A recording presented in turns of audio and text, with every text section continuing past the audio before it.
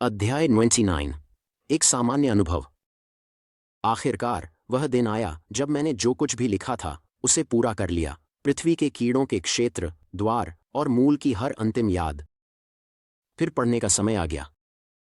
मैं निकट मृत्यु अनुभवों एनडीई की साहित्य की महासागर में डूब गया, एक महासागर में जिसमें मैंने पहले कभी एक पैर भी नहीं डाला था। मुझे यह समझने में ज्यादा समय नहीं लगा कि अनगिनत अन्य लोगों ने भी वही चीजें अनुभव की हैं जो मैंने की थीं हाल के वर्षों में और सदियों पहले भी। निकट मृत्यु अनुभव एनडीईज सभी एक जैसे नहीं होते, हर एक अद्वितीय होता है, लेकिन समान तत्व बार बार सामने आते हैं और कई मुझे अपने अनुभव से पहचाने गए।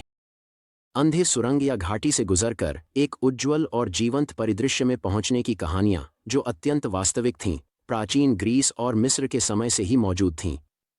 दिव्य प्राणी, कभी कभी पंख वाले, कभी कभी बिना पंख के, कम से कम प्राचीन निकट पूर्व तक वापस जाते हैं, जैसे कि यह विश्वास कि ऐसे प्राणी रक्षक होते हैं जो क्रियाओं पर नजर रखते हैं, पृथ्वी पर लोगों की गतिविधियां, और जब वे इसे पीछे छोड़ते थे तो उन लोगों का स्वागत किया। हर दिशा में एक साथ देखने की भावना, रेखीय समय के ऊपर होने का अनुभव, सब कुछ के ऊपर होने का अनुभव, आसानी से, जिसे मैंने पहले मानव जीवन के परिदृश्य को परिभाषित करने के रूप में सोचा था।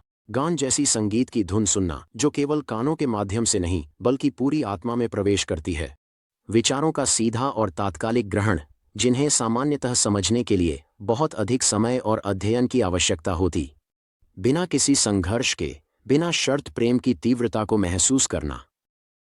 बार बार आधुनिक निकट मृत्यु अनुभवों की कहानियों और पहले के समय के आध्यात्मिक लेखनों में मैं कथाकार को पृथ्वी की भाषा की सीमाओं से जूझते हुए महसूस करता था।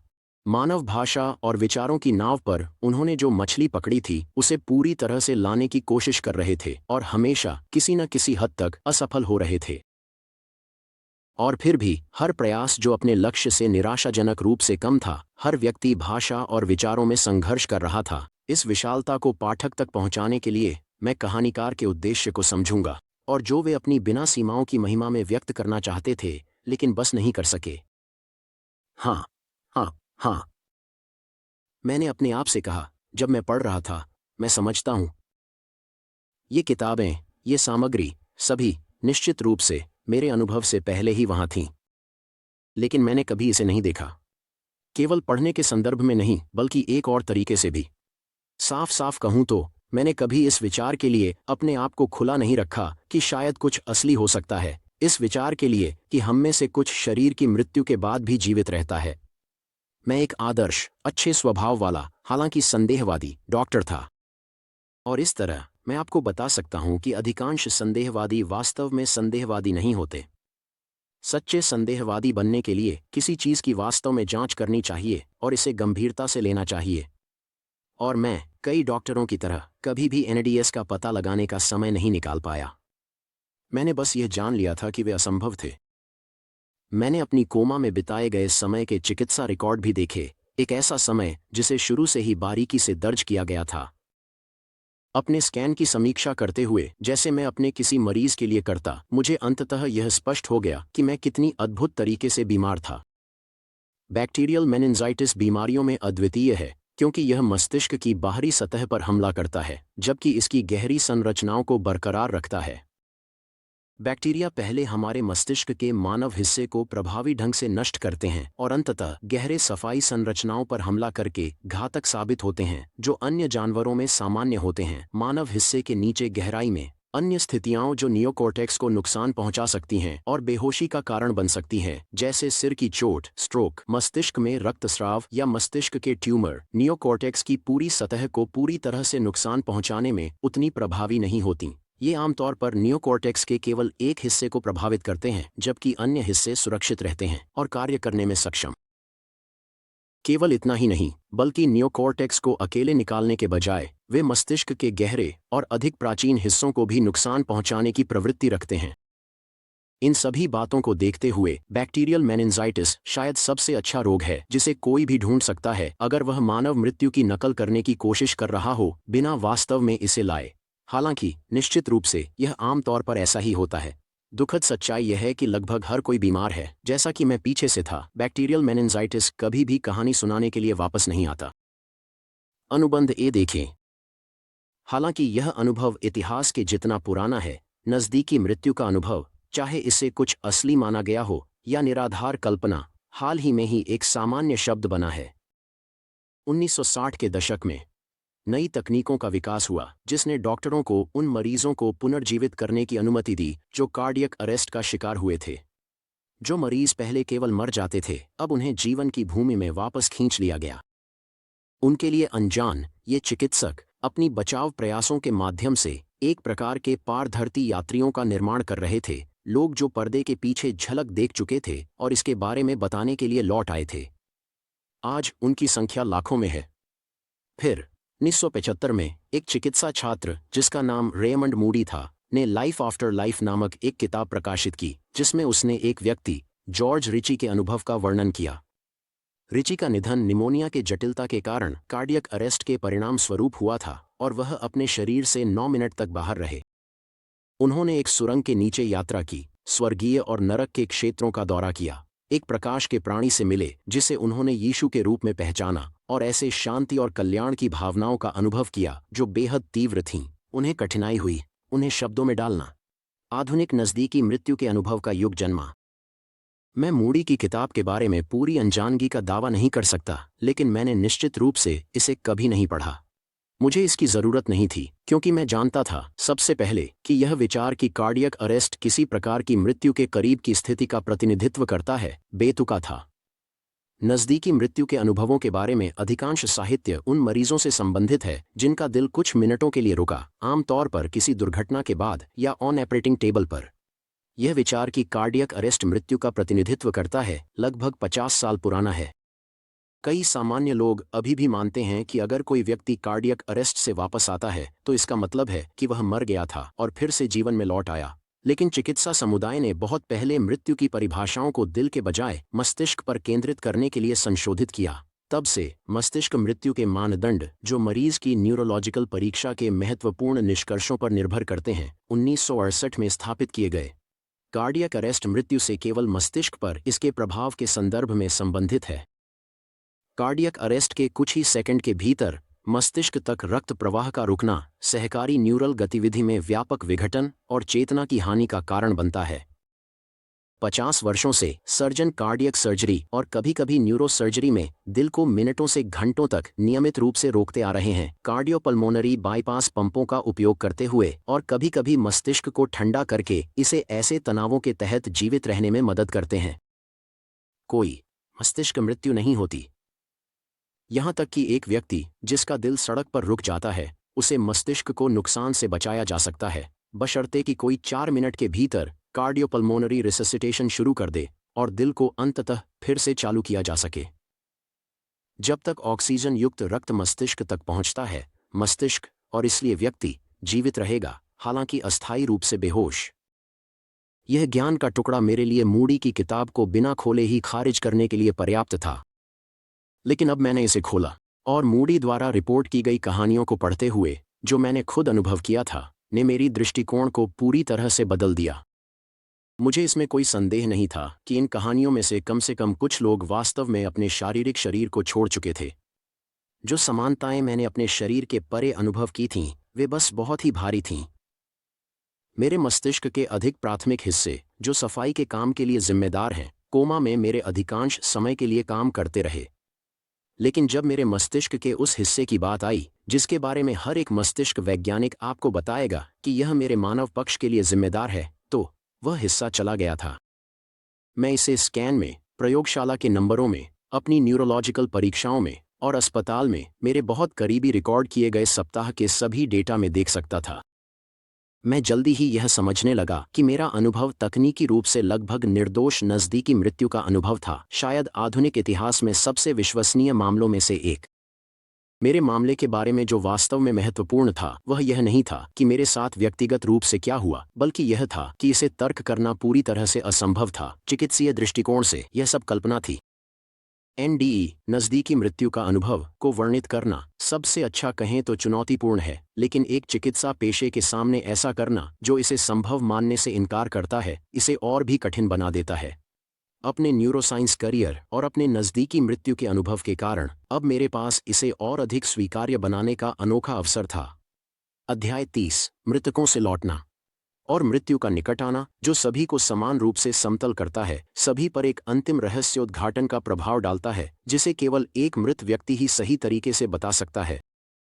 Harman Melville, artist 1891। जिन पहले कुछ हफ्तों में मैं जहां भी गया, लोग मुझे ऐसे देख रहे थे जैसे मैं कब्र से उठकर आया हूं। मैं एक डॉक्टर से मिला जो उस दिन अस्पताल में मौजूद था जब मैं आया था। वह मेरी देखभाल में सीधे शामिल नहीं था, लेकिन जब मुझे उस पहले सुबह इमरजेंसी रूम में लाया गया तो उसने अच्छी तरह से देख लिया था। तुम यहाँ कैसे हो सकते हो? उसने मुझसे पूछते हुए चिकित्सा समुदाय के मेरे बारे में मूल प्रश्न का सारांश दिया। क्या तुम एबेन के जुड़वां भाई हो या क्या? मैं मुस्कुराया, हाथ बढ़ाया और उसे मजबूती से हाथ मिलाया ताकि उसे पता चले कि यह सच में मैं ही हूं। हालांकि वह, जाहिर है, इस बारे में मजाक कर रहा था कि क्या मेरा कोई जुड़वां भाई है, लेकिन इस डॉक्टर ने वास्तव में एक महत्वपूर्ण बात कही। हर तरह से मैं अभी भी दो लोग था, और अगर मैं वही करने जा रहा था जो मैंने एबेन से कहा था, जो मैं करना चाहता था, अपने अनुभव का उपयोग करके दूसरों की मदद करना, मुझे अपने निकट मृत्यु अनुभव एनडीई को अपनी वैज्ञानिक समझ के साथ सामंजस्य बैठाना होगा और उन दोनों लोगों को एक साथ जोड़ना होगा। मेरी यादें एक फ़ोन कॉल की ओर लौट गईं जो मुझे कई साल पहले एक सुबह मिली थी, एक मरीज की मां से जो कॉल कर रही थी जब मैं उस ट्यूमर का डिजिटल मानचित्र देख रहा था जिसे मुझे बाद में उस दिन हटाना था। मैं उस महिला का नाम सुसन्ना रखूंगा। सुसन्ना के दिवंगत पति, जिन्हें मैं जॉर्ज कहूंगा, मेरे एक मरीज थे जिनके पास मस्तिष्क का ट्यूमर था। हमने जो कुछ भी किया उसके बावजूद वह निदान के 1.5 साल के भीतर ही मर गया। अब सुसन्ना की बेटी स्तन कैंसर से कई मस्तिष्क मेटास्टेसिस के कारण बीमार थी। कुछ महीनों से अधिक जीवित रहने की उसकी संभावनाएं बहुत कम थीं। ये कॉल करने का सही समय नहीं था। मेरा मन पूरी तरह से मेरे सामने के डिजिटल चित्र में डूबा हुआ था, और यह निर्धारित करते हुए कि मेरी रणनीति क्या होने वाली थी ताकि मैं उसमें जाकर इसे हटा सकूं बिना उसके चारों ओर के मस्तिष्क के ऊतकों को नुकसान पहुंचाए। लेकिन मैं सुसन्ना के साथ फोन पर रहा क्योंकि मुझे पता था कि वह कुछ भी सोचने की कोशिश कर रही थी ताकि वह सामना कर सके। मैं हमेशा मानता था कि जब आप एक संभावित जानलेवा बीमारी के बोझ तले होते हैं तो सच को थोड़ा नरम करना ठीक है। एक टर्मिनल मरीज को मौत की संभावना से निपटने के लिए एक छोटी सी कल्पना पर पकड़ बनाने से रोकना ऐसा है जैसे दर्द निवारक दवा को रोकना। यह एक असाधारण भारी बोझ था और मैं सुसन्ना को हर सेकंड का ध्यान देने का कर्जदार था। उसने पूछा, डॉक्टर, सुसन्ना ने कहा, मेरी बेटी ने सबसे अद्भुत सपना देखा। उसमें उसके पिता उसके पास आए। उसने उसे बताया कि सब कुछ ठीक होने वाला है, कि उसे मरने की चिंता करने की जरूरत नहीं है। यह वह तरह की बात थी जो मैंने मरीजों से अनगिनत बार सुनी थी। मन जो कुछ भी कर सकता है उसे असहनीय दर्दनाक स्थिति में शांत करने के लिए।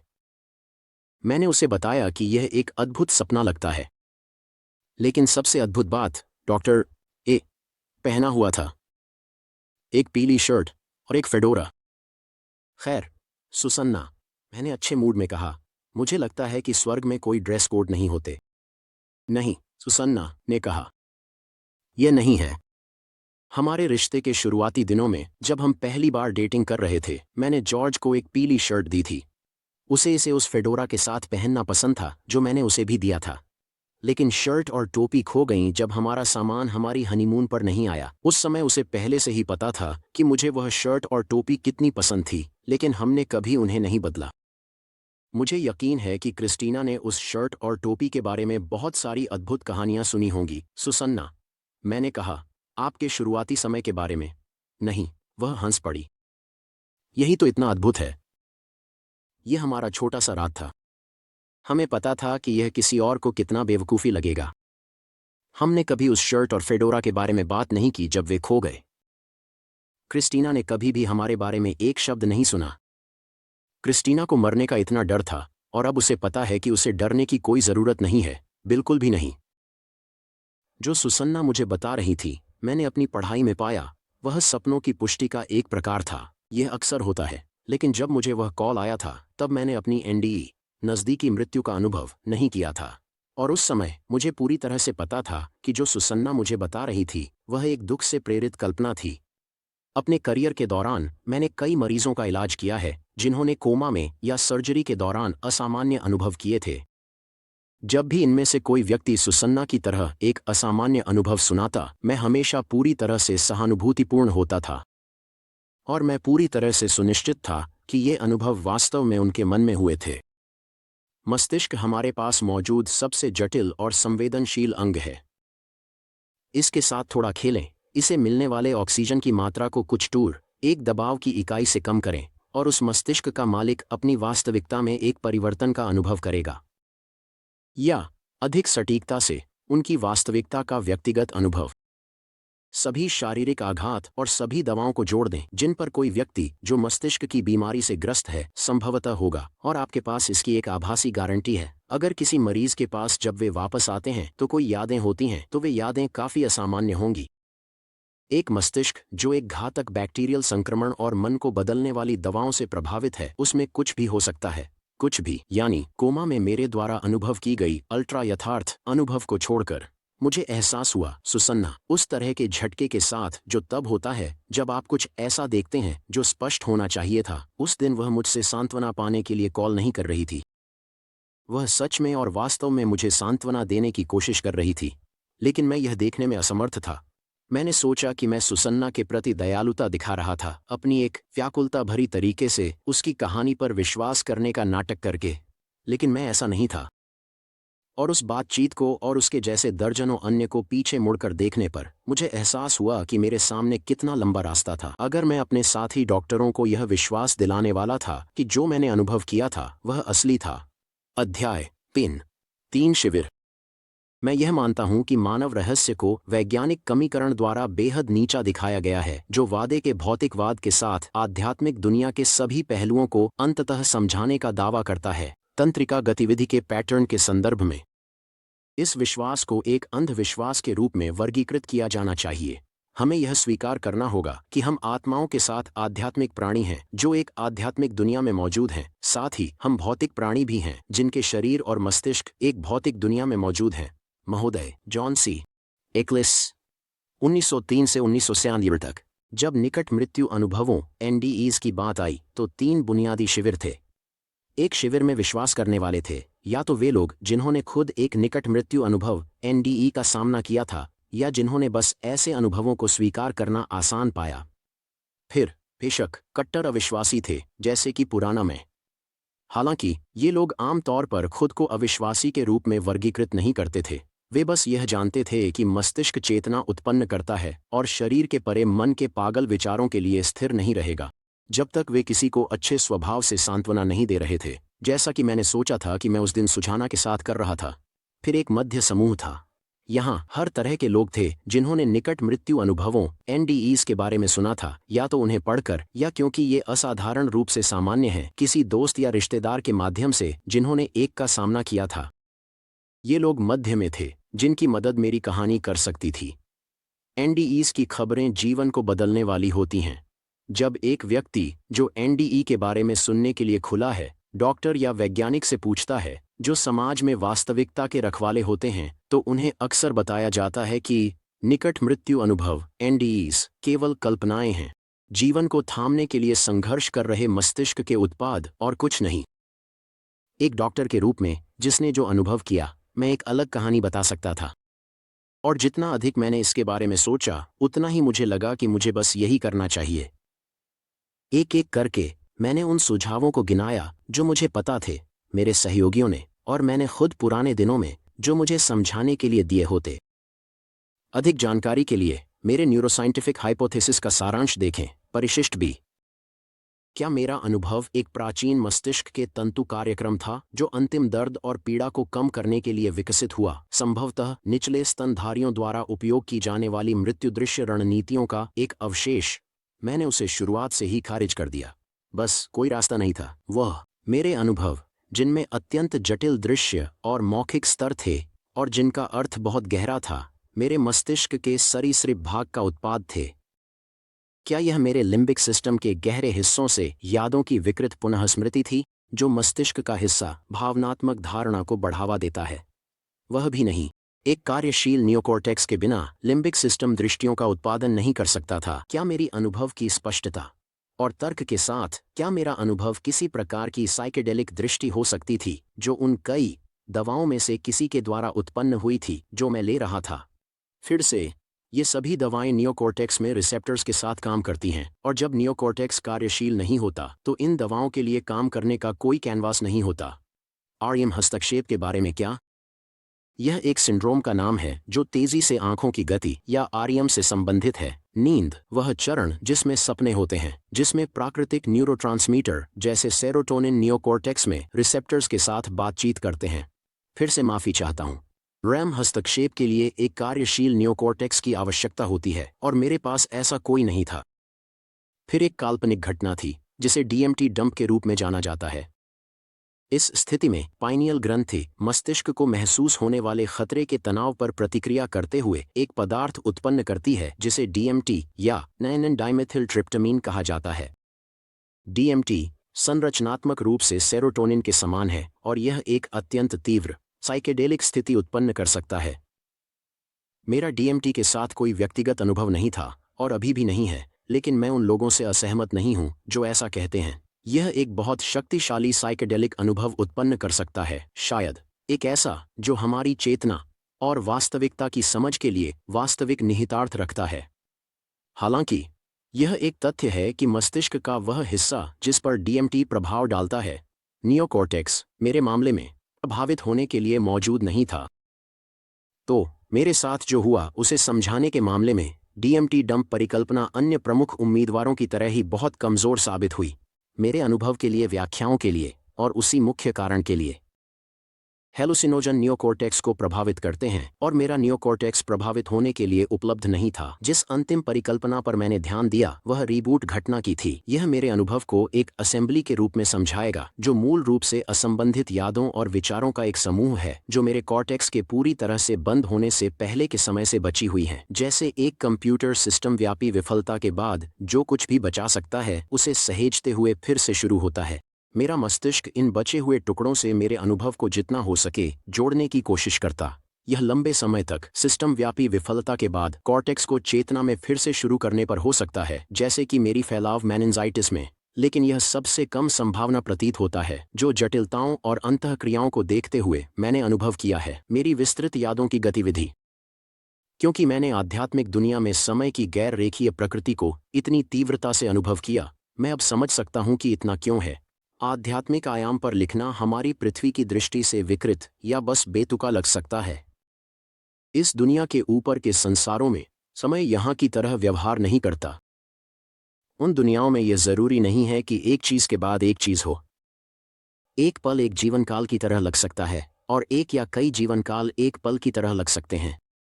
लेकिन हालांकि समय हमारे संदर्भ में सामान्य रूप से व्यवहार नहीं करता, उन दुनिया में इसका मतलब यह नहीं है कि यह उलझा हुआ है, और मेरे कोमा में बिताए समय की मेरी अपनी यादें कुछ भी नहीं थीं। मेरे अनुभव में समय के संदर्भ में मेरे सबसे इस विश्व के अंकर सुजाना रेंटजेस के साथ मेरी बातचीत थी जब उसने मुझसे मेरी चौथी और पांचवीं रात को संपर्क किया, और मेरी यात्रा के अंत की ओर उन 6 चेहरों का प्रकट होना। पृथ्वी पर घटनाओं और मेरी यात्रा के बीच समय की समकालिकता का कोई अन्य प्रकट होना, आप कह सकते हैं, पूरी तरह से अनुमानित है। जितना अधिक मैंने अपनी स्थिति के बारे में सीखा और जितना अधिक मैंने वर्तमान वैज्ञानिक साहित्य का उपयोग करते हुए यह समझाने की कोशिश की कि क्या हुआ, उतना ही अधिक मैं सामने आया, शानदार रूप से छोटा। सब कुछ, मेरी दृष्टि की अजीब स्पष्टता, मेरे विचारों की शुद्ध वैचारिक प्रवाह के रूप में स्पष्टता, उच्च न कि निम्न मस्तिष्क कार्य प्रणाली का सुझाव देती है। लेकिन मेरा उच्च मस्तिष्क उस काम को करने के लिए मौजूद नहीं था।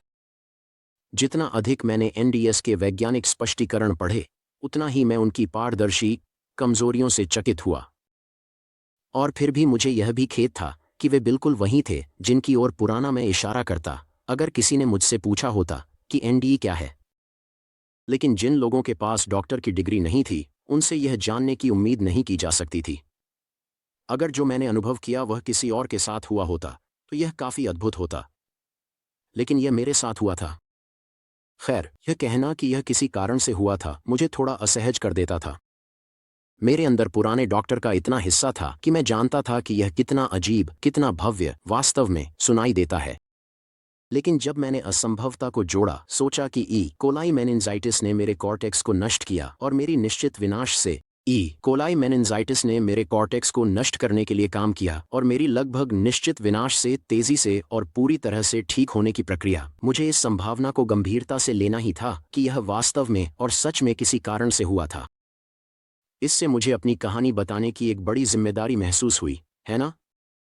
मैंने हमेशा इसे गर्व का एक बिंदु बनाया था, अपने क्षेत्र में नवीनतम चिकित्सा साहित्य के बारे में अपडेट रहने के लिए, और जब मेरे पास कुछ मूल्यवान जोड़ने के लिए हो तब योगदान देने के लिए। यह कि मैं इस दुनिया से बाहर निकालकर एक और दुनिया में पहुंच गया था, यह एक खबर थी, असली चिकित्सा खबर। और अब जब मैं वापस आ गया था, मैं इसे कम नहीं आंकने वाला था। चिकित्सा दृष्टिकोण से मेरा पूरी तरह से ठीक होना एक सीधा असंभवता था, एक चिकित्सा चमत्कार। लेकिन असली कहानी उस जगह में थी जहां मैं गया था, और मेरे पास एक कर्तव्य था, न केवल एक वैज्ञानिक और वैज्ञानिक पद्धति का गहरा सम्मान करने वाले के रूप में, बल्कि एक हीलर के रूप में भी उस कहानी को बताने का।